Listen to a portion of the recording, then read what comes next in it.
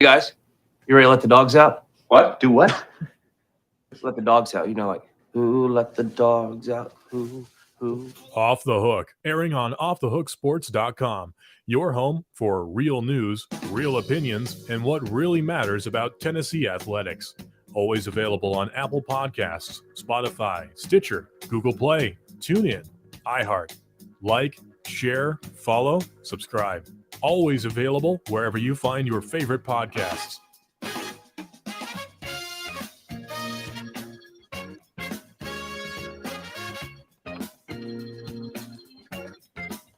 Here we go. Welcome to you and yours on a Thursday. He's Caleb Calhoun. I'm Dave Hooker, and a lot to talk about as Tennessee's still looking for a coach to replace Alex Golish, not from the offensive coordinator stance, but from the tight ends coach stance. So we'll discuss that. Caleb Calhoun has some great possible candidates that are out there.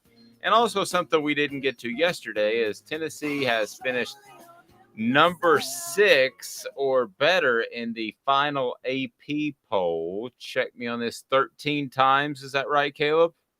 Yes. Well, 14 if you count this year, but 13 before this year. Okay, 13 before this year, 14 total. So 13 times we have a track record of what Tennessee has done after finishing number 6 or better. What did they do the following season? So we're going to tell you. And Caleb, we go all the way back to pre-World War II era. Is it 1938? Yes. I consider 1938 to 1940. You're going to laugh at this, but I look at eras of Tennessee football almost the way I look at eras of Disney animation, because they're like almost parallel. The golden age of Walt Disney animation was the pre-World War II films of Snow White, Pinocchio, and those. That was basically the golden age of Tennessee football. The 1938 to 1940 realm under Robert Neyland was the middle. That was his second stint. Tennessee went undefeated in the regular season 3 straight years from 1938 to 1940. They lost 2 bowl games, but as you know, Dave, bowl games didn't really count back then. So I think in reality, they basically went undefeated 3 straight years. Well, that's pretty strong. The golden age of Disney, in my opinion, is when they took well over $1,000 on a one-day visit to take my kids to Disney. That was the golden. That was the last day. Though, you know, the worst part about going to Disney is you drive all that way and you take your family and you're sitting there and you're paying, I believe it was $50 to park. And your 8-year-old daughter says, "Dad, next time, can we go someplace closer like Dollywood?" You're like, oh my gosh. I'm so mad right now. Curiously, because you worked at ESPN for a minute, didn't you? 2 years, yes. They were owned by Disney. Do you get any special perks to like visit Disney World if you work for Disney Corporation? I did. I don't think I've ever paid for a Disney ticket. And actually, there are other ways that I can show you how to get free tickets to Disney, but I don't want to go into that publicly. Go ahead and hit the like button if you're on board today. Like and share. I ain't paying for that stuff. So Has something to do with your last name. Okay, sorry. A little bit of that, yeah. I had to perform some duties. Hit that like button. If you haven't subscribed yet, please do that, because we are loaded up for the next hour. We're excited. New time, 11 o'clock. So go ahead and punch that into your calendar. We'll be with you. I'm sorry, 10 o'clock. 11 o'clock Bermuda time.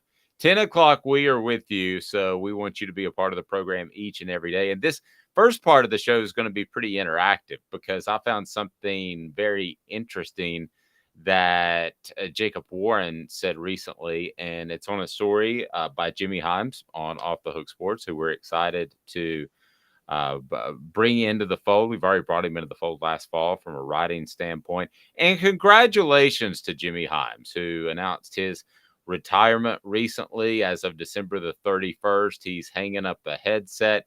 He's still going to do some stuff. You might see him around Off the Hook Sports. I'd say you will. But congratulations to him. A phenomenal run in the Tennessee Sports Writers Association Hall of Fame, in the Tennessee Broadcasters Association Hall of Fame. I believe he's the only person to do that. And in the East Tennessee Sports Hall of Fame, which is typically reserved for athletes. So I don't imagine anybody could have a better career in that when it comes to sports broadcasting and journalism. So we get going with today's tough question today, and I want some interaction from our message board, and I want it now. So get ready, get the keyboards ready. And it's brought to you by Andy Mason Real Estate, AndyMasonRealEstate.com. It's pretty simple with Andy Mason. He has the best prices and he has the best service. How about that? Over 40 years of experience in his office. Don't make a mistake. That's going to cost you tens of thousands of dollars potentially. I did that before I got to know Andy Mason, and you have got to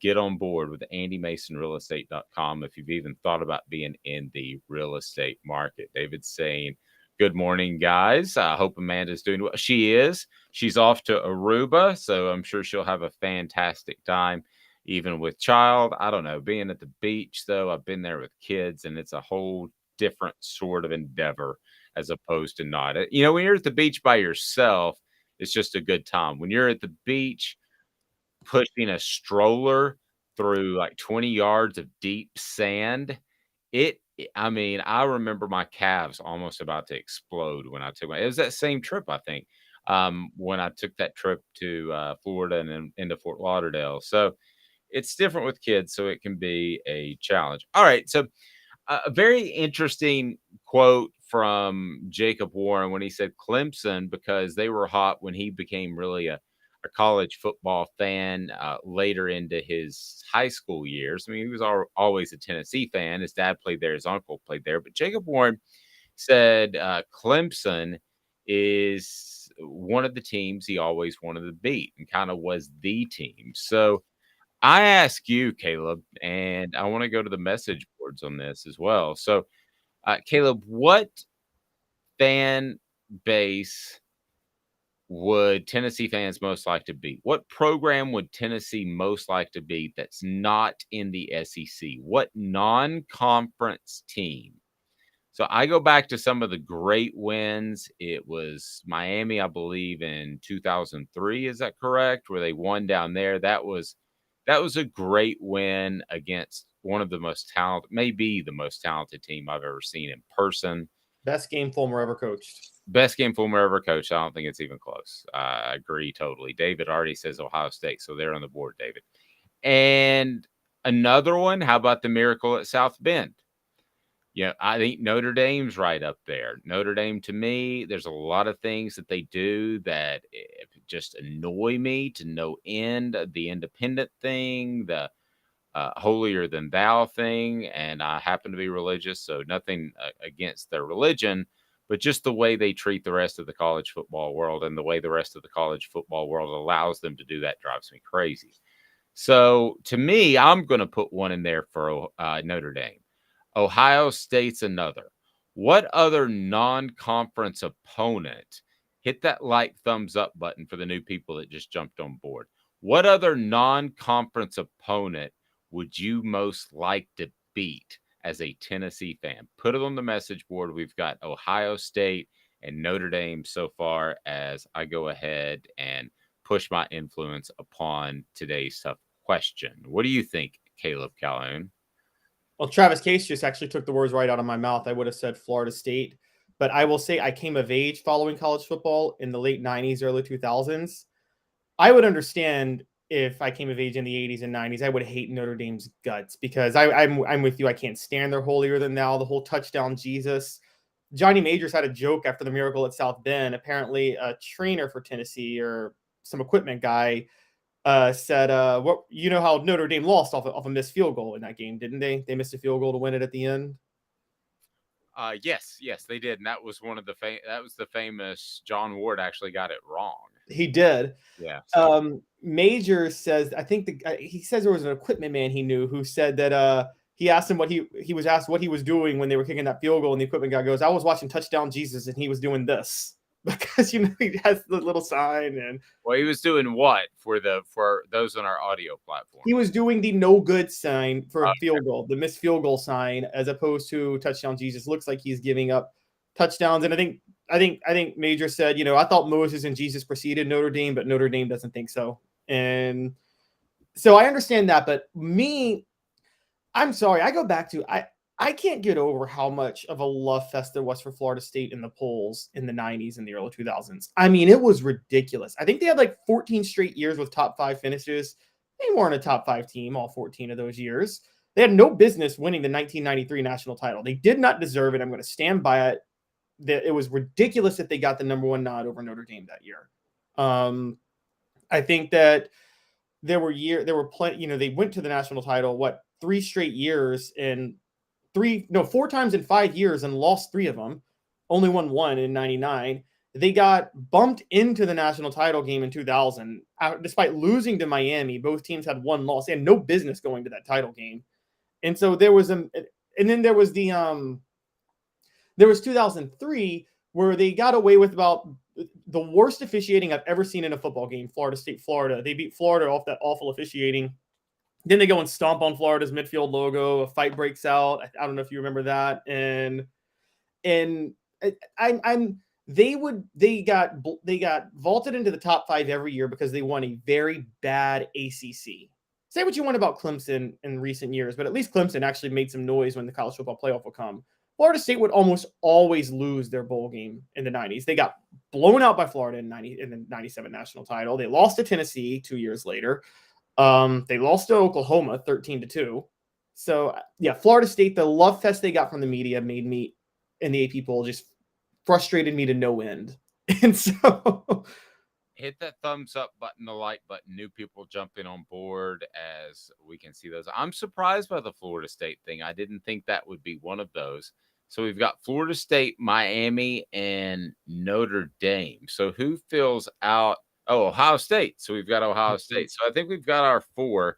So we're going to go ahead and post that. If you haven't got on board Twitter to follow us, well, you're missing an awful lot of news because we are turning out a lot of content, and we'd love for you to be able to see it. So you can go to OTH Sports Media, which is very easy to find, or you can search me, Dave Hooker, and all you have to do, the Twitter handle is the Dave Hooker, and we're all over Instagram and all that good stuff. So certainly check us out. So there we are. That is the poll question for today. Today's tough question is, what non-conference team would you most like to see Tennessee beat? So we're sitting now. No votes yet, as I just posted it, and we have Ohio State, Florida State, Miami, and Notre Dame. So we'll get your thoughts as we go on. And so some breaking news as we start the program, I believe. Caleb, let me check my phone, which may be poor hostmanship, but this, with a record number of votes, the 2023 fan favorite coach of the year, sponsored by AccuCenture, I don't know what they do, goes to Josh Heupel. Heupel led the Vols to an 11-2 overall record and a 31-14 win over Clemson in the Orange Bowl. It's the Paul Bear Bryant Coach of the Year award. So it's kind of neat that Josh Heupel was able to win that the season that they were able to break the streak against Alabama. So kudos to him. And I'm not sure how many Coach of the Year awards he's won. The fact that Sonny Dykes made it to the championship game, I'll be real frank with you. If there was a vote that I was a part of, I would have to go with Sonny Dykes. But other than that, Josh Heupel is going to be up for a lot of these awards, Caleb, and rightly so. What he did in the SEC is every bit as difficult as what I believe TCU did in a different way in the Big 12. TCU is probably better 1-8, but beating Alabama, holding on against Florida, beating Pitt, doing all that they did, I thought was pretty impressive. So I do think, though, that, listen, I thought the South Carolina game was a huge gut punch at the time for Hendon Hooker's Heisman candidacy, for Tennessee's college football playoff chances. I do think it stuck with some people in terms of the AP voting and probably some Coach of the Year voting, but it was that kind of loss, Caleb. It sat with a lot of people when people had their eyes on Tennessee. Maybe if that type of loss happened in September, people aren't watching Tennessee as much. Maybe they even forget about it. But when it happened and with all eyes on, it's had an effect on some of this postseason award voting. it has. I think the official media vote for the Paul Bryant Coach of the Year was still Sonny Dykes. I think this was a fan vote, wasn't it? Yes, this was yeah. the fan vote, correct. Yeah, I think I agree. I think that stuck with a lot of people. I also think that you could question maybe look, we know the internal workings that went into the South Carolina game and why there were some struggles with the Jeremy Banks thing. Look, let's be honest. Let's call a spade. Part of coaching is managing that and managing your team's psyche. And you can maybe criticize Josh Heupel for not kind of managing the team's mental state after that, because it seems like the defense clearly just quit on the team in that game and after the Banks suspension. So that might be a knock against him. But I agree, beating Alabama. Really, the thing that stands out with me with Heupel is the team got better as the year went on.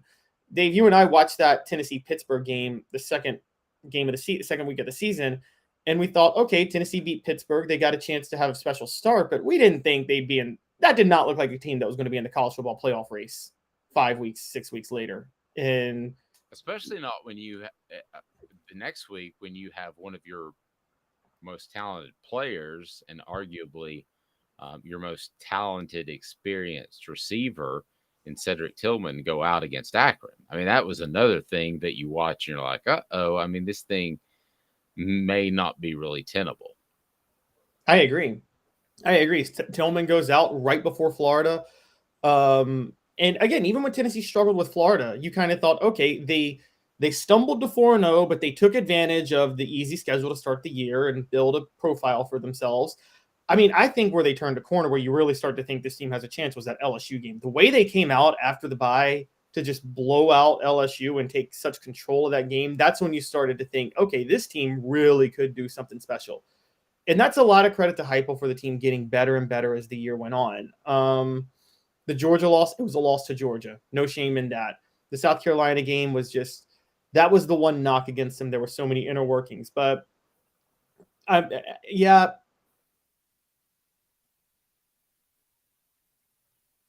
Dykes, because right, Sonny Dykes kind of went more down went through a Big 12 path. TCU kept gaping, but kind of winning a lot of close games. That can be a testament to coaching too. I mean, sometimes coaching IQ is the difference in a close game.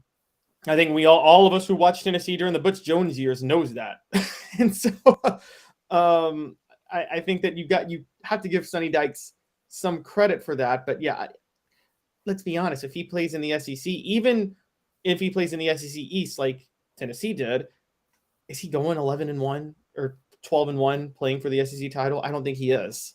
Well, I think both programs, okay, if you put TCU in Tennessee spot and they're playing that schedule, and Travis asked a lot of talk about TCU's schedule, do you think they could have played UT schedule? Okay, so UT schedule, I think Pitt is the one game that I'll look at that I think TCU probably would have lost. On the road early in the season, you have a Max Duggan who's just trying to get settled in. He wasn't even supposed to be at the starter at the beginning of the season. I think they lose that game.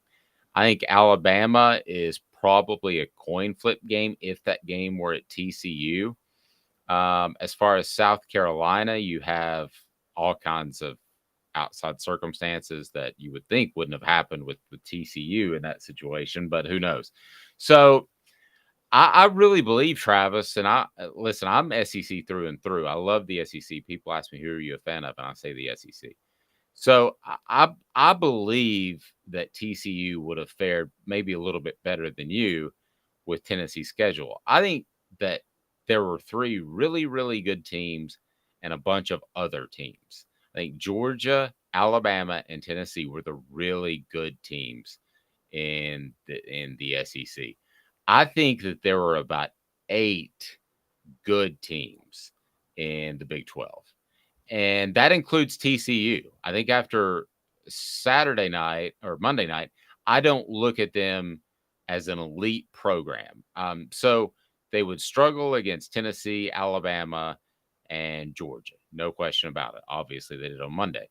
But I don't know that Tennessee, with not the deepest roster in the world, would have been able to do the same thing TCU did in the Big 12. And Caleb, I say that because it's more challenging from week to week. There were a lot of games where Tennessee was able to rest their guys in the second half.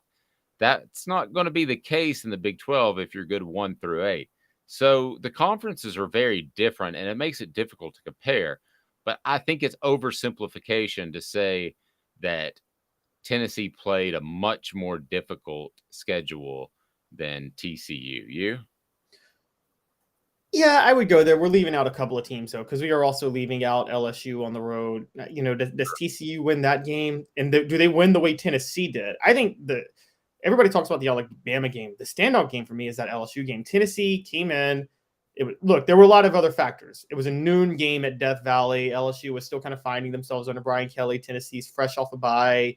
And it was one of those games where everything 11 o'clock local time. Let's remember that. And they practiced in the afternoon, and there was the quirky kick return fumble. I thought there were a lot of things that played in Tennessee's favor outside of their control in that game. But I'm sorry, go ahead. Yeah, I agree. I think so. Maybe TCU wins that game because of all the other exterior factors. You're probably right. I'm not sure but Alabama is the one I don't think is a coin flip. I think Alabama is where you see where Tennessee in certain areas has just better players than TCU. I don't think TCU hangs with Alabama, honestly. And so I think that's the difference. And Nick Saban, I think, eats air raid offenses for lunch as a defensive mastermind. So it's Sonny Dykes' air raid. All due credit to it. It's not like Heupel's offense, which is, and I know you talked to Cooper yesterday about the differences between Heupel's offense and other offenses. Whereas, even though Sonny Dykes runs the air raid well, he deserves a lot of credit. It's a tried and true. It's been out in college football for how many years now? 25 years. It's a long-standing system that a coach like Nick Saban would be familiar with. Heupel's offense, which is kind of a mix of the Art Briles RPO offense and the air raid, I still don't think I don't think defensive coordinators have figured it out yet. I think they will one day. I think it's kind of like the Spurrier offense in the 90s, but right now Tennessee's still in a situation where coaches haven't caught up to what Heupel's doing yet. And so that's the difference. Very fair. According to teamrankings.com, Tennessee had the 4th most difficult schedule in the nation. TCU, do you want to guess where they are? 9th. Pretty close. 6th. So they're pretty comparable, but in different ways. I think they're, again, top to bottom, top to 8. The Big 12 is better.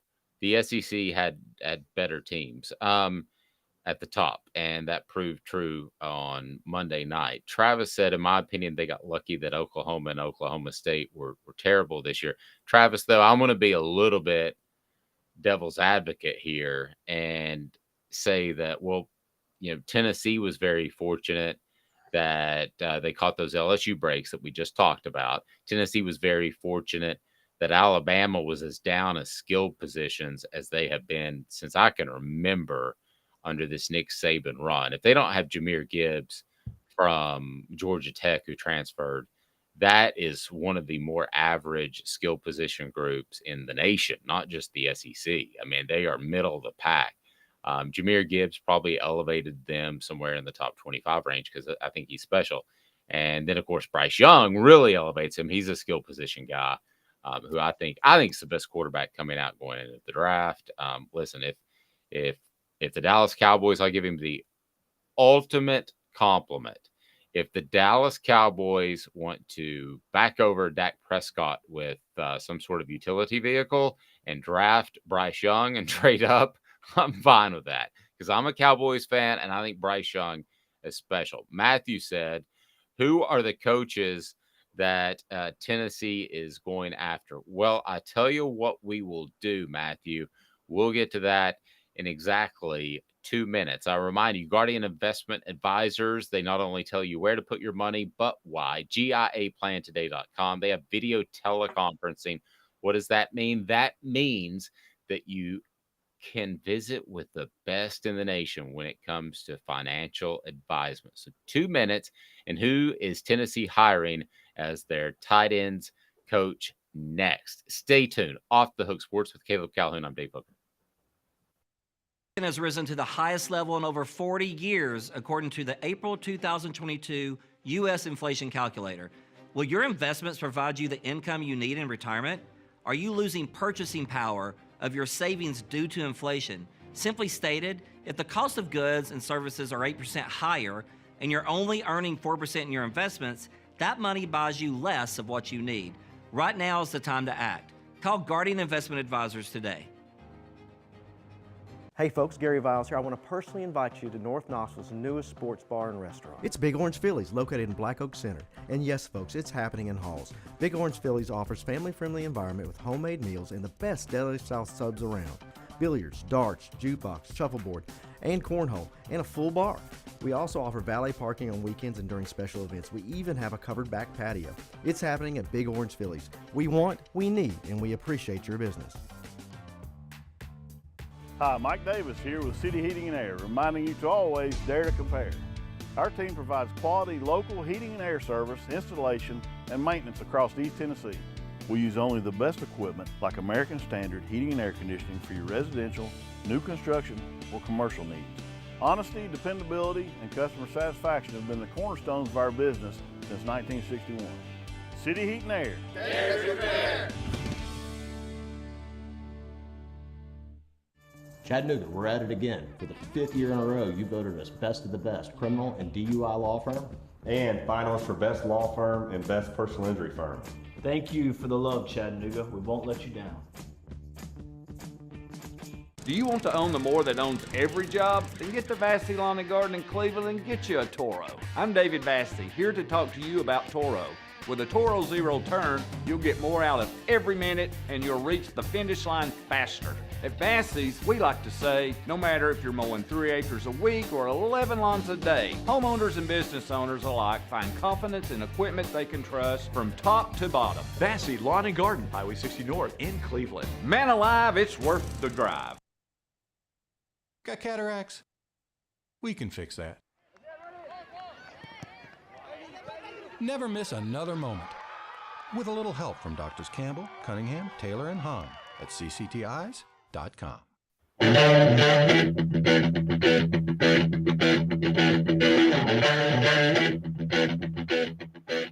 Forgive me, Caleb. What was our 4th team again? Miami, Notre Dame, Florida State. Notre Dame, Florida State, Ohio State, and Miami, maybe? All right. That is today's tough question. Throw an other in, too. Might want to throw another just in. I only got 4 choices. So okay. We're going to do those. Because some people might say Michigan or Texas, because Texas, of the even though they're not in they're about to be in the SEC. So I would. Well, first come, first served. We're done. We got 4 choices on that. So go ahead and go to Twitter at the Dave Hooker or at OTH Sports Media.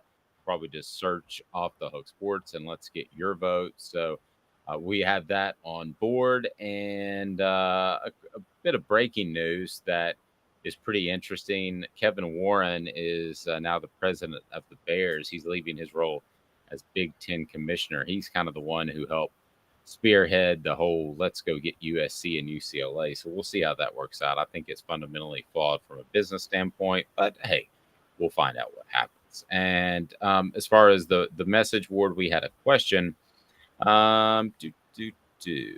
had a question. Who are the coaches that Tennessee is going after? Well, let's get to that right now, because if you haven't been to offthehooksports.com, Caleb did a fantastic job with that. Hit that like button. The thumbs up button helps us generate more listeners, which helps us get bigger. I had guys like Ron Slay, Jonathan Crompton, and we've got a huge addition that is coming up here momentarily. So let's get to the coaches that Tennessee is going after to replace Alex Golish's tight end vacancy. Of course, Joey Halsey is the offensive coordinator, and it's brought to you by Big Orange Phillies. Big Orange Phillies on Maynardville Pike is so easy to get to. It's on Maynardville Pike, so if you're in Maynardville or the Halls area or anywhere in North Knoxville and you want to have fantastic food in a family-friendly environment, you want to be able to shoot some stick, they got billiards. You want to throw some darts, they've got darts. How about cornhole? They've got that. They've got it all. And again, the food is fantastic. Big Orange Phillies. All you have to do is Google Big Orange Phillies. All right. So what is the perfect tight end candidate? We talked about this a little bit yesterday, Caleb, but quite frankly, we didn't have enough time to delve into it. So just paint the picture, if you're Josh Heupel, what this guy looks like. And I'll start. Uber recruiter, some tight end experience, and I would like a little special teams experience. How would you paint the perfect guy before we go through the list of possibilities? Uber recruiter, some tight end experience, some special teams experience. That's what you said? Yes. I am Uber recruiter and versatile experience coaching offense, meaning you've coached a couple of different positions on offense. I'm not that specific to having to have coach tight ends. I think if you've coached wide receivers and running backs, you can coach tight ends. So I'm just mainly recruiter and a little bit of versatility, either versatility coaching offense or specific experience coaching tight ends, one of the two. And also a bonus familiarity with Josh Heupel's system. Okay. Boy, that might be tough to find. He's pretty original, but I'll roll with you on that one.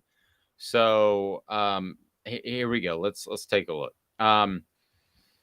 As far as the list that you had put together, I want you to pull that list up, and it's on offthehooksports.com. If for some reason you don't have time or you have to bolt away, that's okay.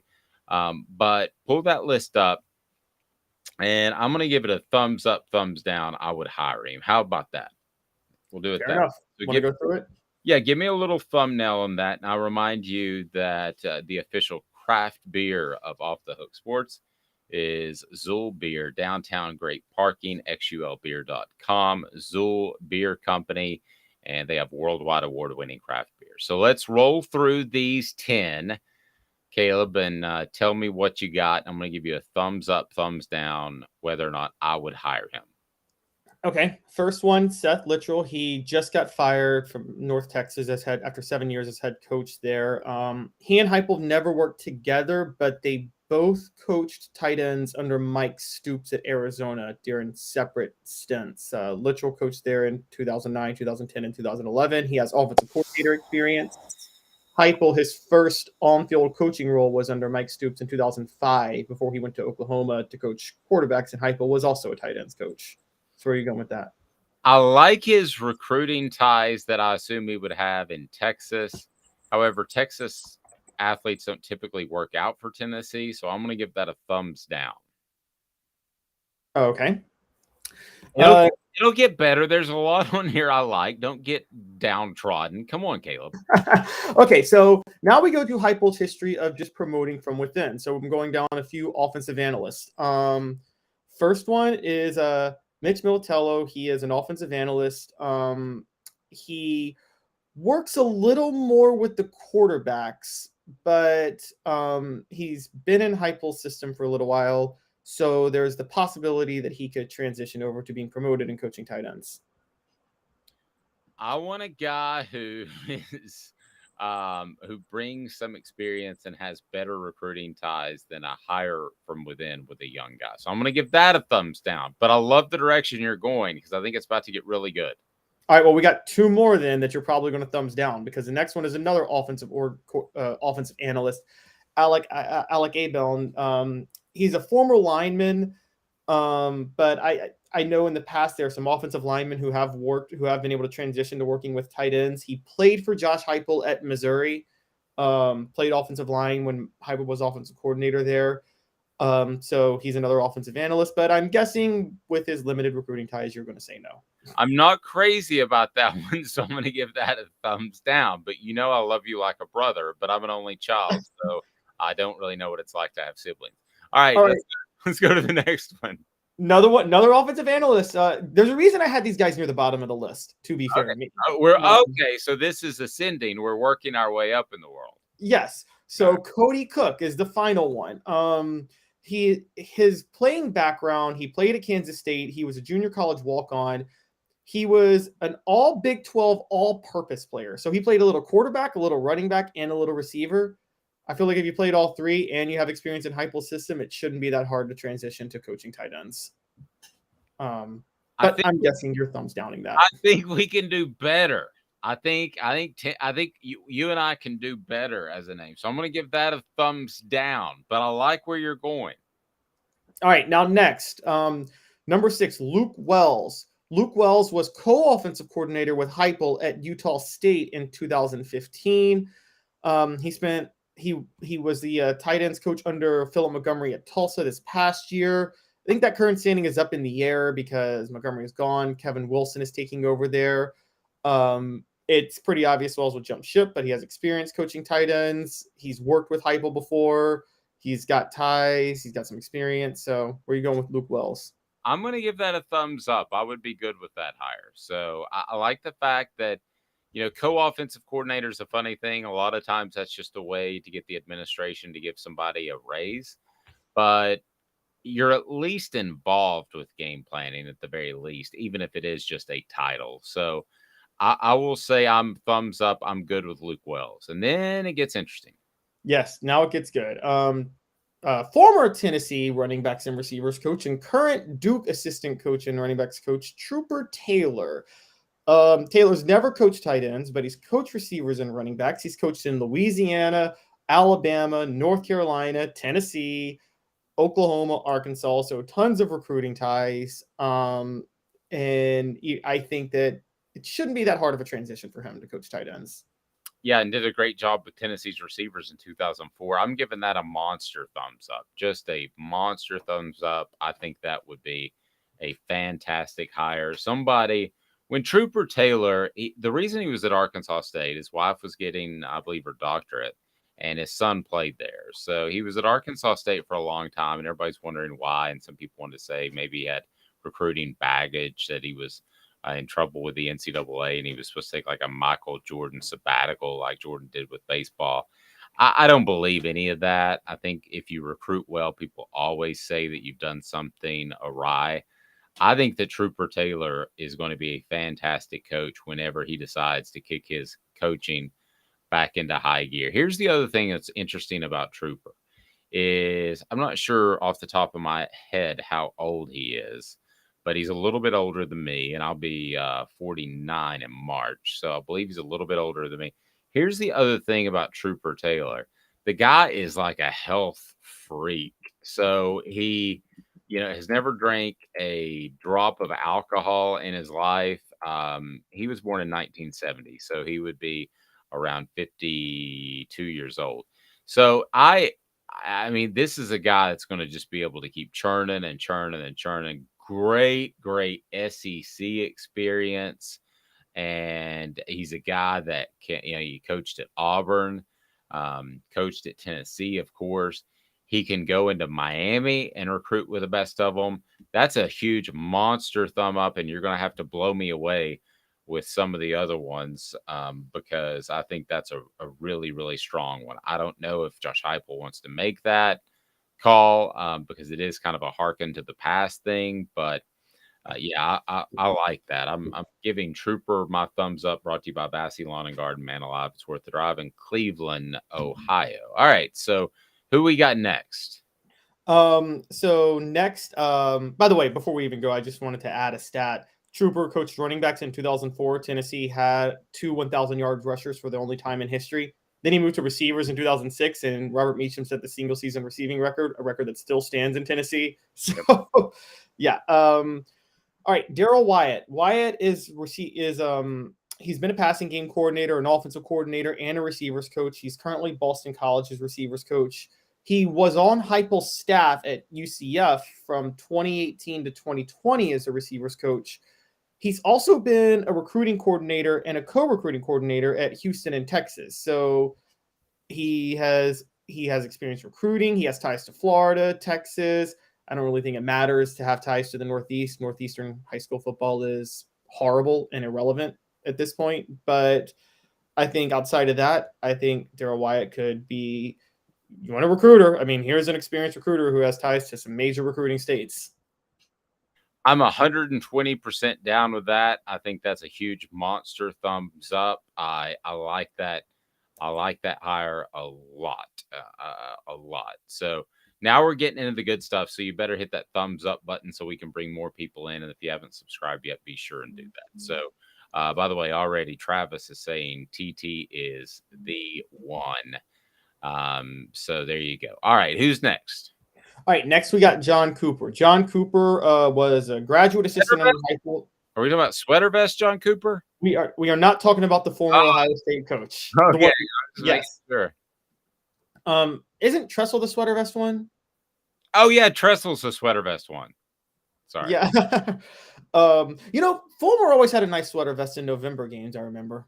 But yeah, okay, so John Cooper, He also had the boob sweat in September. But anyway. oh god, that 2003 Florida game. Oh, damn. Yeah, I was a big guy back then. I can take those shots still, even though I've lost some lbs.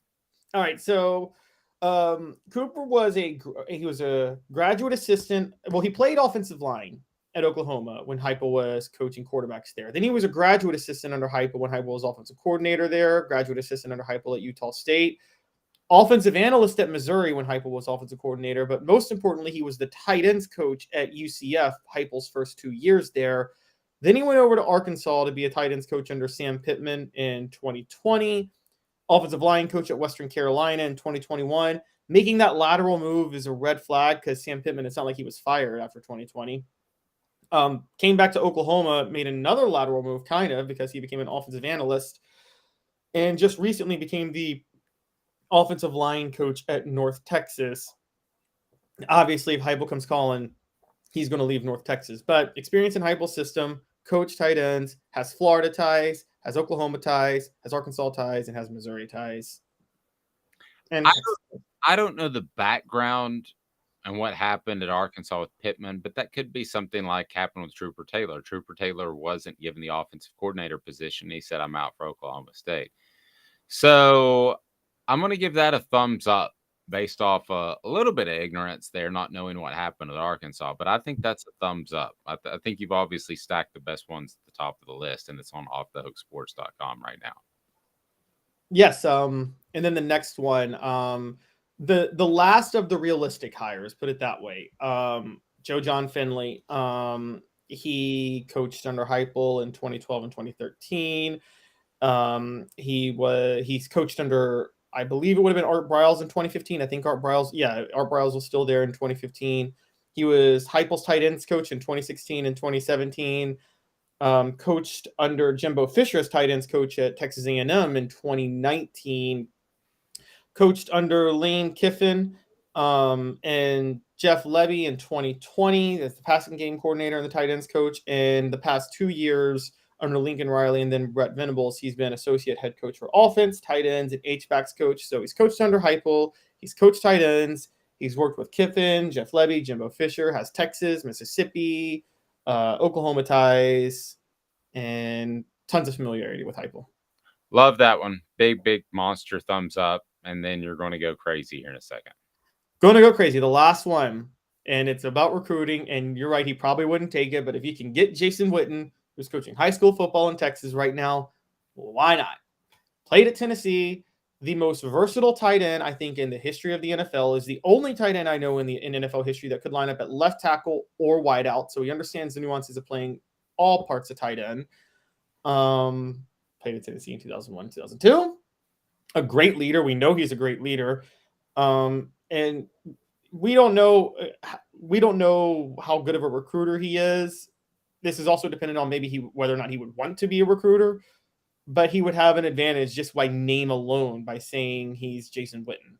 So Travis asked, why wouldn't Witten take it? Well, here's my answer. He's a multimillionaire. He's beloved in Texas more than he's actually beloved in Tennessee, believe it or not. He won the Bob Lilly Award, which goes to the best all-around player on and off the field, more than Bob Lilly won it. So he won it like 6 times, and Jason or Bob Lilly won it like 4. So it wasn't called the Bob Lilly Award when they gave it to him. It was like the humanitarian off-the-field award.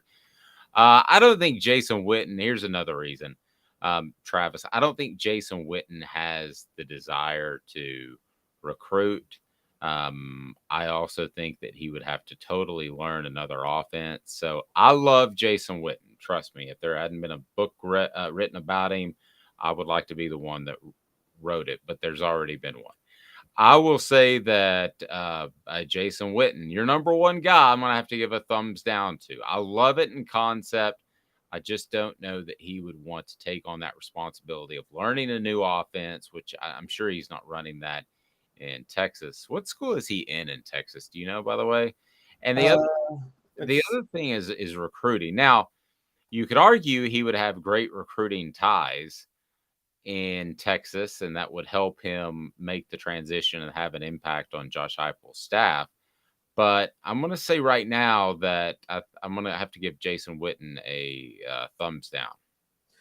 It looks like he's at Liberty Christian School in Argyle, Texas. That I think that's in the Dallas-Fort Worth area. It's a suburb of Fort Worth. So I like what Anthony Richards said. Dave, I don't know your thoughts on this. I think Jason Witten was the biggest indictment of Fulmer's coaching ever. That him falling to the third round in the draft had everything to do with Fulmer not using him enough, particularly that 2002 year when Clawson had no receivers because Kelly Washington went down.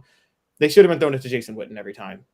Well, it had a lot more to do with Fulmer sandbagging him when he was asked about Witten by NFL scouts leading up to the draft. So it had a lot to do with that, out of resentment that he didn't come back for his senior year. Oh, wow. Well, Fulmer was old school. I forgot about that. He actually said in like 2007 that Robert Meacham probably should have come back for his senior year. And I'm like, why would Robert Meacham come back for his senior year? Well, and I will say this in all fairness, when Jason Witten made his announcement that he was going to the NFL, that guy was shaking like I've never seen anybody shake before. He was nervous. And I remember disgraced sports information director Bud Ford leaning over to me and saying, "This guy ain't ready for the NFL." And I was like, one press conference doesn't determine it. But that went through my mind as well. As he was very, very nervous at that press conference, Caleb, incredibly nervous. And it made me wonder how he would handle the NFL spotlight. Now, he handled it great. And man, the first time I interviewed him for one of those Bob Lilly Awards in the locker room after a game in which I believe they beat the Redskins, he seemed like he had matured. And I know it had been 6-8 years since I talked to him, but he seemed like he had matured from a wide-eyed guy when he left about what's this NFL all about to one of the true leaders of that team and maybe even the league in the way he played. And so I love Jason Witten to death. You have to remember too, he had a rough upbringing. His dad wasn't really around, and he was just basically adopted by his high school football coach. So I think he sees a lot of value in giving back at the high school level. So I don't even know that he would be approachable. That would answer the question of why wouldn't he take it that we had on the message board. Now, I will give Phillip Fulmer some credit for this. They did line Jason Witten up wide. They had a lot of other guys to get the ball to. He broke a lot of tight end records. So I don't think if you graded it that it was a total F for Jason Witten and the way they utilized him at Tennessee. It was probably a C. So I didn't think it was terrible, Caleb. I thought he could have been utilized more. Yeah, I think more 2002 because we talked about defending Casey Clawson yesterday, and I think you and I both know that like after Dante Stallworth left and then Kelly Washington got hurt in the middle of 2002, Clawson never had a decent receiver to throw to after that. His last year and a half as Tennessee's quarterback. I mean, that was a hodgepodge that was a makeshift receiving unit core, particularly his senior year. So 2002. I think Jason Witten should have been used a lot more, mainly just because there were no other options. Wasn't like Montrell Jones and Leonard Scott the top two receivers that year? Leonard Scott would have been an incredible receiver if instead of a football they used a javelin. Because it would have just stuck to him because he couldn't catch, but he was wide open all the time because he was so fast.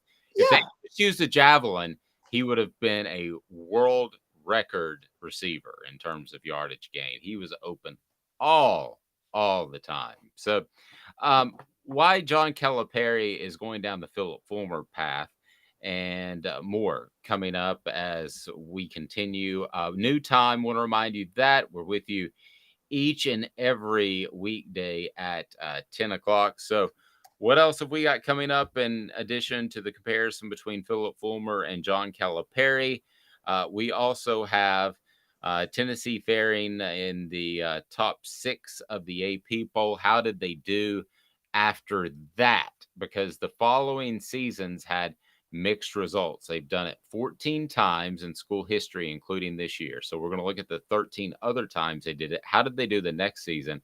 But why, again, John Calipari is quickly going down the Phillip Fulmer path, and it's not a good path. Brought to you by City Heating and Air Conditioning, cityheatandair.com. City Heating and Air Conditioning, integrity matters. They'll take care of that HVAC unit. You might not need a new one, but other people are going to tell you they do because they want the money. But City Heating and Air Conditioning is not like that. Integrity matters. 50 years. That means something. More after this with Caleb Calhoun. I'm Dave Hooker. Is John Calipari out? Well, Phillip Fulmer should be able to give him some advice because they've been down the same path. Stay tuned. Off the Hook Sports. Sun, sand, and salt water, the beach is a very relaxing place. Unless you wear contacts. Ow! Open your eyes to the best the beach has to offer with LASIK vision correction from Campbell Cunningham Laser Center. Ah. Do you want to own the more that owns every job? Then get to Vassy Lawn and Garden in Cleveland and get you a Toro. I'm David Vassy, here to talk to you about Toro. With a Toro Zero Turn, you'll get more out of every minute and you'll reach the finish line faster. At Vassy's, we like to say, no matter if you're mowing 3 acres a week or 11 lawns a day, homeowners and business owners alike find confidence in equipment they can trust from top to bottom. Vassy Lawn and Garden, Highway 60 North in Cleveland. Man alive, it's worth the drive. Hey folks, Gary Viles here, Viles Automotive on Callahan Drive. I've been selling cars here in East Tennessee for 27 years. In that time, I've come to realize it's not about the car. It's about you, the customer. So I'm here to take care of you just like family. Good credit, bad credit, you name it, we can get you taken care of. If we don't have it, we can find it for you. We go across the country to get any vehicle that you want. And here at Viles Automotive, we don't believe in fake numbers. We just give you great deals. And as always, we want, we need, and we appreciate your business. Here with City Heating and Air, reminding you to always dare to compare. Our team provides quality local heating and air service, installation, and maintenance across East Tennessee. We use only the best equipment like American Standard heating and air conditioning for your residential, new construction, or commercial needs. Honesty, dependability, and customer satisfaction have been the cornerstones of our business since 1961. City Heat and Air. Dare to compare. Chattanooga, we're at it again. For the 5th year in a row, you voted us best of the best criminal and DUI law firm. And finalists for best law firm and best personal injury firm. Thank you for the love, Chattanooga. We won't let you down. Hey guys, you ready to let the dogs out? What? Do what? Let the dogs out. You know, like, who let the dogs out? Who? Off the Hook, airing on offthehooksports.com. Your home for real news, real opinions, and what really matters about Tennessee athletics. Always available on Apple Podcasts, Spotify, Stitcher, Google Play, TuneIn, iHeart. Like, share, follow, subscribe. Always available wherever you find your favorite podcasts.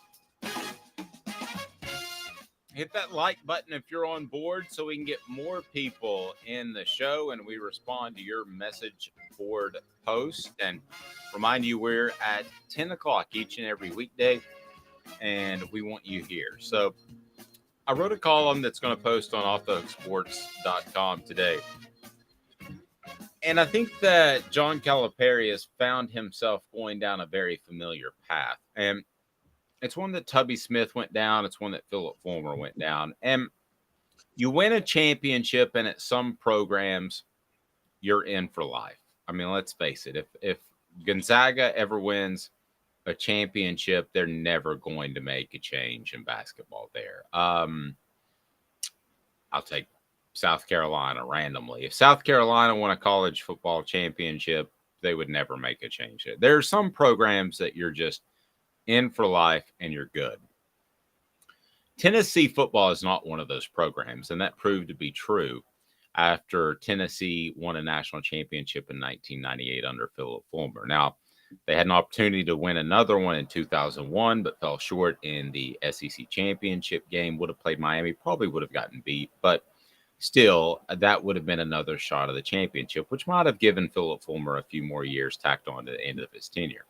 But then the 2005 season comes along, pardon me, and that was an absolute train wreck. And then you have the 2008 season in which Phillip Fulmer was finally fired. So the point is, there are some programs that you cannot just win a championship and expect to move forward and stay there and be one of the coaches that's never going to be fired. It just doesn't happen in this day and age of college football. You know, there were guys like Barry Alvarez who didn't even win a championship that, goodness gracious, I mean, they weren't going to fire him for anything. As a matter of fact, when he said he was done, they made him the athletic director at one point. Caleb, Tennessee football and Kentucky basketball, it's just not like that. Josh Heupel could win a national championship next year, and if he averaged 8.5, 9 wins over the next 4 years, people would be up in arms. That's just the way things go. So I look at John Calipari and I see some similarities in the Phillip Fulmer firing that I covered extensively. And the one thing I see, and you brought it to my attention, and I went back and watched some of the Kentucky basketball game, which was horrid when they lost to South Carolina. And there are two similarities I see, actually. One, the fan base has turned against John Calipari, it seems. When you have signs, go to Texas. By the way, John Calipari is going to be fine. He's going to go somewhere else, and with his connections, he's going to pop up, and he'll be in the NCAA tournament each and every year. I don't care if he goes to South Jose State Western University. He will be just fine. But with John Calipari, it seems the fan base has turned against him. And once that happens, it's hard to get back. I still remember a poll that we ran at the Knoxville News Sentinel in the middle of the 2008 season, and we thought it would be 80% retain Fulmer, 20% get rid of him. It was 60% get rid of him, 40% no. So at the time, that taught me a lot about the fact that fans only have so much patience despite what you do. The other thing that reminds me of John Calipari and Phillip Fulmer is that Fulmer's classes were still ranked really high, his recruiting classes. Now, I think some of that goes into the fact that you have one of the biggest sites on a recruiting network that happens to be in Tennessee, and I think those numbers get boosted. I'm not going to go down that road. I think some of those those recruiting rankings were inflated, but I do believe that Phillip Fulmer was still recruiting at a high level. Guys were going to the NFL and having success. John Calipari, his players are going to soon make $1 billion with a B dollars in the NBA. And I think that rubs fans the wrong way too, to say, well, why didn't they do more in college? So, Caleb, I see a lot of similarities between the two coaches. I don't think John Calipari makes it, from some people I've talked to and what I've seen. I don't think he makes it at Kentucky past this year. And I don't think he cares. I don't think he thinks that Kentucky's the end-all, be-all. I think that he, again, because of his recruiting connections, can go anywhere and have success. He walked away from the Nets, and he got a $4 million payout, which seems paltry, but it was huge at the time. He didn't care. I interviewed him about it. I think he's going to be ready to cruise, and I think that's good for Tennessee because Calipari is a proven coach. You can go out and get a Robert Gillespie or somebody else, some other goofball, and there's a good chance that Kentucky could be going through a decade of being dormant like Tennessee football did. But I think Calipari's done. I really do. So the only reason he might not be done is I think we have to remember a few things that happened comparing to Fulmer and even Tubby Smith. Calipari may have his best recruiting class ever at Kentucky coming in 2023, which is crazy to think. 5 stars. Now, take the politicking if you will. You are right. Maybe they're getting boosted. The sites are boosting them because Kentucky has them committed, including DeJuan Wagner's son next year.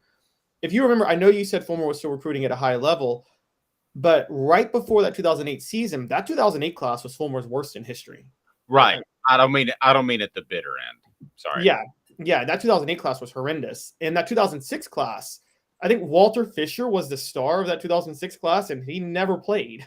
Yeah. And so I think that you could see recruiting sliding with Fulmer. He had a flash in the pan in 2007. The 2005 class was a bust. What hurt Tubby Smith, because we brought him up, was as Kentucky was floundering, Chris Lofton, whose number is going to be retired this weekend, by the way, he was starring at Tennessee. So all Kentucky fans saw was Chris Lofton balling at Tennessee, a guy Tubby Smith didn't even want, and Kentucky struggling at the same time. And I mean, that was too much. I think with Calipari, I think the turning point with John Calipari, and I go back 7 years ago, was 20. You go back kind of years and you say there was just a moment where they cost themselves. I think Fulmer, we bring up 2005.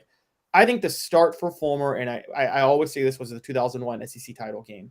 That was Tennessee was the better team, had a chance to go play for the national title, and just blew it and laid an egg and never got close to a top 10 finish again.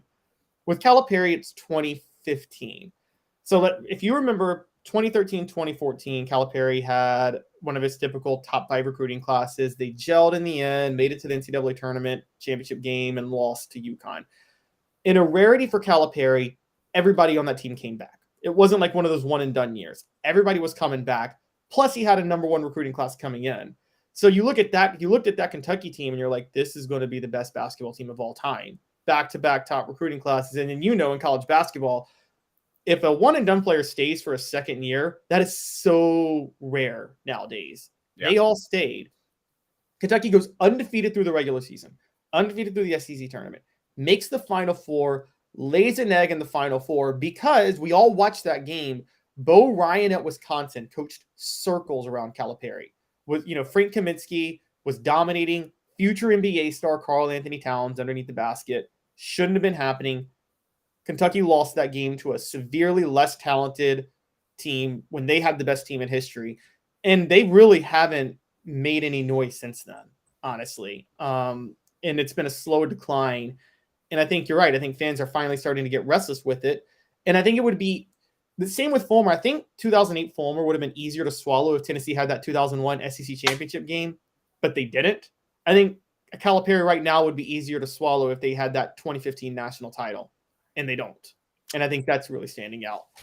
Here's the other thing to remember, too, is John Calipari has, they've just frankly he's got Kentucky by the you-know-whats. Because if he leaves, all those guys that you're talking about in the upcoming class, they're not coming to Kentucky. You have so much freedom now with the transfer portal. It would absolutely gut their program. When Phillip Fulmer was fired, I thought Lane Kiffin the next year did a better job than Fulmer could have done, but at least as good of a job. You had to rebuild a quarterback in Jonathan Crompton. You had a lot of things that you had to do there. I don't think Phillip Fulmer would have managed any better than 7 wins with that 2009 team. He wouldn't have. So you were hoping for an upgrade. That if you fire John Calipari, that you are just basically cleaning out the cabinets and starting all over. And I don't know if you go throw a ton of money at Mark Few. But see, that's the thing about basketball is there are 15 elite programs in football, I believe. I've always said there's 15 that are right up there, and there's probably 2 or 3 that are at an even upper echelon. But there's 15 that can all say this job is as good as the other job in the top 15. How many are there in basketball? There's a lot, because you can throw $15, $20 million a year at basketball and you can become a Gonzaga. To call Gonzaga a mid-major is absolutely idiotic. They spend as much money on basketball as anybody else. Technically they're a mid-major, but they're out there doing it. They're for real. It's no surprise if they're in the Final Four anymore. Those days are over. But there are so many jobs that Calipari could go to and have success. I think Kentucky basketball fans need to be a little bit careful what they wish for. People said that with Phillip Fulmer, but I believed at the time, and I still do, that Tennessee carries a lot of weight. That doesn't mean they didn't hire some dodo birds in the past 10 years, but it carries some weight. Lane Kiffin was not a dodo bird. Lane Kiffin was an NFL coach that had a Washington offer sitting there, which is why they made the move early with Phillip Fulmer during the season, which some people didn't like, because they had to do that in order to get Lane Kiffin. So this is not the same situation. You're basically tearing down a house and building it anew, Caleb. And I want to get your thoughts on that. I think they've got to be really careful with that. Before we do that, remind you that crafttreats.com has the chill pills that will help with your dog's arthritis. It'll help with anxiety. It'll help with digestive issues, and use the code off the hook. That's off the hook. Now, the chill pills have CBD in them to help your dog, but they've got all kinds of holistic, fantastic treats on there at crafttreats.com with or without CBD. So you use the code off the hook. Off the hook is the promo code to get 20% off, and you will be set, absolutely set. So Caleb, your thoughts on the way Kentucky's basketball fans are responding, because I don't know that you're just going to go out there and hire another fantastic coach. I think there's a lot of competition for those jobs, and I know Kentucky is a blue blood. I know they have that tradition, but I don't think college basketball coaches view it like that anymore. I think they view it as, Gonzaga is as good of a job as the Kentucky's, Dukes, North Carolinas of the world. You? I think in college basketball, more than anything, players, coaches matter more. Like college football, you're right. There's blue blood programs. Coaches matter in college basketball. Coaches with recruiting connections. I think, and here's a stat that I don't think people realize. Do you know since Adolph Rupp, no coach has won more than one national championship at Kentucky? Yeah, I do, actually. And I think that, we're talking Kentucky is really thriving off a history of college basketball that really predates what basketball is now. And so I think that I say the same, by the way, with UCLA. UCLA, I remember Rick Barnes was eyeing the UCLA job about 3 years ago. And unless you prefer living in California to Knoxville, which I don't think Rick Barnes does because his whole family's in Knoxville or in North Carolina, I don't think people look at the John Wooden days and they're like, we're UCLA. They've won one national championship since John Wooden retired. One. And that was 95, I think. And that was with the coach in Jim Herrick, who got in massive trouble at UCLA and then got in massive trouble at Georgia. So I think Kentucky's going down. I think sometimes people need to realize where their program is. I think the thing with Calipari and the thing with basketball, and the reason I would say stick with him, even though I don't think he's that good of a coach, is that, with Calipari, you can be great next year again with recruiting classes. I will say if you fire him, what matters is the hire you make after. With Phillip Fulmer, it was a slow burn, a slow decline of it wasn't just Tennessee fans woke up in 2008 and said, this team is bad, let's get rid of Fulmer. It was like, okay, you lose the SEC title in 2001. By about 2004, you're like, there's an SEC championship drought happening at Tennessee right now.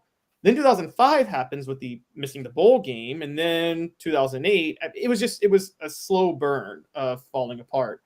I think that what the mistake with Fulmer is what Tennessee did after firing Fulmer, which is Mike Hamilton was so obsessed with the splash hire that he didn't just hire Lane Kiffin. He shelled out head coach money for a staff that he could sell.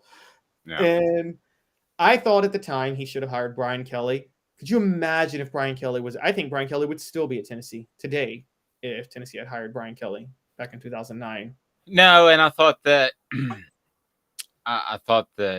Lane Kiffin at the time should have hired, and we talked about this off the air, should have hired Gus Malzahn, who was at Tulsa and running up points left and right. Zach will appreciate this because I know Zach England of Best and Brock is a big Lane Kiffin fan, big Tennessee fan. Zach England is a personal injury attorney in the Chattanooga area that can go toe-to-toe with the lawyers that those big insurance companies will hire. So Zach England is absolutely phenomenal. You will not believe the service that you're going to get with Zach England if you're anywhere in the Chattanooga area or beyond. you need to call Zach England of Best and Brock. Zach England, Zach's got your back. So I just thought to Google this because somebody brought this up, and we're going to go a little bit long here. Is that okay with you, Caleb? Yep, that's fine. So first of all, Vols Time said I could see Nick Saban retiring after next season and taking Lee Corso's place on college football. I could certainly see more than I ever could Nick Saban being in TV because he does it so often. Now, does he do it just for recruiting? You know, he did it at the college football championship game. I don't know. But I tell you who the guy's going to replace Lee Corso is going to be Pat McAfee. He's great. Yeah, they're going to go really just in a totally different direction because you can't replace Lee Corso with another older guy like Nick Saban because nobody's going to be like Lee Corso. But I disagree. I actually think you could replace Lee Corso, and I've called it for years. Imagine Steve Spurrier on College Game Day. Oh, I'm good with that. But he doesn't. I don't think he wants to work that much. I don't think he wants to work schedule. I don't either. Okay, so Anthony said a blocked field goal from beating Alabama that year. Talking about Lane Kiffin. Wish Kiffin had stayed. Travis disagrees. Says Lane Kiffin is a bust, a traveling circus show. So it might surprise you to know that it was 13 years ago today that Lane Kiffin left Tennessee at night, and there was the mattress burning and all that sort of thing. That was today. I just, for some weird reason, thought to Google that. I would text Lane and tell him, but then he shares it on social media, and everybody's like, "Dave, let it go." And I'm like, I was just sharing a personal text. He's done that before. He burned me at the 10-year anniversary. So I have let it go. I mean, I'm fine with it, Caleb. You know me well enough to like that's just another thing you got to cover. I remember that night sitting down and cracking up open a cold beer, thinking, "Oh, the day's over. It's been quite a week," and covering recruiting. And now basically I would take Saturday off, and then Sunday you would work covering recruiting from basically noon to 10 o'clock at night, whenever deadline was. And I remember sitting down, cracking open that beer, taking one sip, and across the crawl, I see that Bruce Feldman, who I have tremendous respect for, but he was really tight with Ed Orgeron, said Lane Kiffin leaving Tennessee for Southern California. And it was literally one of those moments where you spit things out of your mouth. You're like, you literally are like, what the H? And so then my phone, as soon as almost before the crawl got to the other end, and I got beat. Every Tennessee reporter got beat. I think Brent Hubbs is a fantastic reporter. Brent Hubbs came up to me and goes, "Hey man, did you see this coming at all?" And I said, "I did not." And so Lane Kiffin up and bolted. We go cover the press conference. I remember what's called a nut quote, which is your best quote you put towards the top of a story. I remember was a player that I'm not going to identify. I didn't at the time. And he came out of the meeting with Lane Kiffin, and he said, "I don't give a bleep. Let's burn this mother bleeping place down." I remember that was the quote I used, and he screamed it. And I remember the players just being stunned, standing there outside the facility. And it was just open season doing interviews. About that time, we hear that Lane's going to do this press conference. And Austin Ward, who covers Ohio State now, was working with me. He says, "Well, do you want to cover this or the press conference?" I'm like, "Dude, you go to the press conference." Both were incredibly memorable because suddenly mattresses started burning where I was. Lane Kiffin didn't want to go live on camera where he was, and it turned into some big journalism debate about whether or not he can determine whether or not he goes live, which was the whole thing was incredibly stupid and mishandled by just a terrible move by the sports information department led by Bud Ford, who struggled in his role for 30 years. And Caleb, it was an absolutely bizarre night. I'm curious, would Tennessee have been better off had Lane Kiffin stayed at Tennessee, yay or nay? No. And the reason I say no is because the Lane Kiffin then is not the Lane Kiffin of now. I think the Lane Kiffin then was very, very, very brash, confident, and did not think there were consequences for anything that he did. And I think he would have gotten Tennessee in massive trouble, and he would have found himself fired in 4 years with a 10-year show calls penalty. I don't know that he would have found himself in trouble in recruiting as much as you think. I think he would have found himself in trouble in other areas. Maybe recruiting too. Okay. Yeah, But I get what you're saying with other areas. Joey Freshwater, Joey Swampwater, and there was a wrecked car that I was told of that I never could completely run that down. I mean, Ed Orgeron was a perfect fit for his staff, and so Yeah, I remember somebody telling me, I was asking about Ed Orgeron, and I said about Ed Orgeron, I said, well, it seems like he's got a lot going on. Do you ever worry about putting too much on his plate? Because he had a Red Bull. Did you know this? That he had a Red Bull cooler in his office so that he could get to Red Bull as fast as possible. did not know that. Yeah. So, and he also dipped coffee grounds for more energy while he practiced because he couldn't have Red Bull during practice. So I asked somebody, I said, do you ever worry about him having too much on his plate, too much stress? And the response was, trust me, it's better to keep him busy. Viles Automotive Group is the epicenter of coaching. Maybe I'll tell you a story sometime about why they didn't get Marlon Brown. Viles Automotive Group is the epicenter of fantastic cars, and the car buying experience couldn't be even better. They want, they need, and they appreciate your business, and they are phenomenal. So they have auto financing, and they keep you going with the car service and repair work. Just unbelievable. Hit that like button, and if you're just joining us, great stuff on the front end as we were able to break down Tennessee's tight end position. So we want you to do that. And if you haven't subscribed yet, please do that. We'll leave it with this. Travis says Lane Kiffin is a bust, a traveling circus show. Maybe a little bit. The funny part is I think Lane would be okay with that last part. He's Caleb Calhoun. I'm Dave Hooker, Off the Hook Sports. Have a fantastic